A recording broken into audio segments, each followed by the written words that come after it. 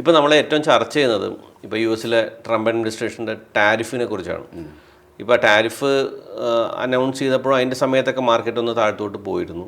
Textile ഇൻഡസ്ട്രിയിലെ കുറേ ഷെയറുകൾ ശരിക്കും കൂപ്പൂത്തിയിരുന്നു കണ്ടതിത്തോളം. ഇത് നമ്മളെ ബാധിക്കുമോ? ടെമ്പററി ഫിനോമിനയാണ് സത്യത്തിൽ. ഈ താരിഫ് എന്ന് പറഞ്ഞാൽ താരിഫ് കൊണ്ടുണ്ടായിരുന്ന ത്രെട്ട്. ഇത് ശരിക്കും ഇത് ഒരുപക്ഷെ ഈ ഡോളറൈസേഷനെതിരെ നടക്കുന്ന ഒരു വലിയ മൂവ്മെൻ്റ് അതിൻ്റെ ഭാഗമാണതൊക്കെ.